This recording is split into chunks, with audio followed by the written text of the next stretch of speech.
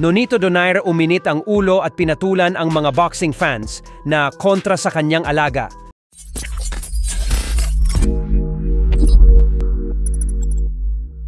So matapos nga pong maging matagumpay ng alaga ng ating pambato na si former 4th Division World Champion Nonito Donaire Jr. na si Jasmine Artiga, kung saan nasungkit nito ang WBA Super Flyweight World Title Belt, ay tila uminit ang ulo ng Pinoy boxer sa mga fans na sumusuporta sa kalaban ng kanyang fighter. Hindi nga po nakapagpigil si Donaire na makipagbanatan sa mga fans. Ganun pa man ay sinabi naman ni Donaire sa kanyang post sa Instagram na sobrang proud siya para kay Artiga.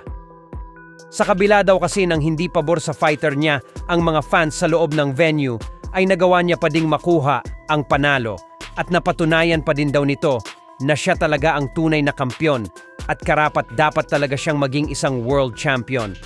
Lubos din umano ang kanyang pasasalamat kay Artiga na nagbigay ng tiwala sa kanya para sa laban na ito.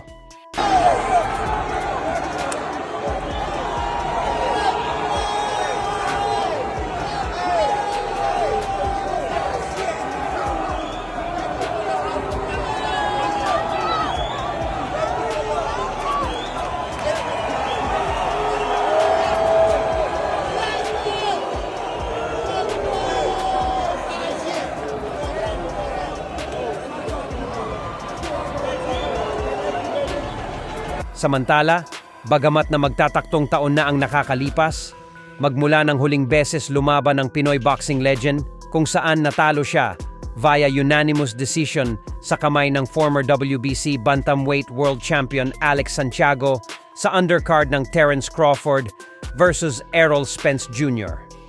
Ay sinabi nga po ni Donaire sa kanyang latest interview na hindi pa siya magiriretiro sa pagboboxing. Paliwanag ni Donaire na hindi pa daw siya tapos sa boxing at nahanda pa din daw siyang lumaban. Porsigido pa din po ang Filipino Flash na lumaban sa pinakamataas na level ng boxing.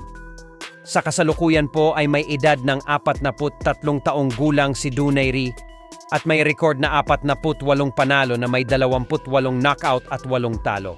Nanggagaling po sa dalawang magkakasunod na talo ang ating pambato.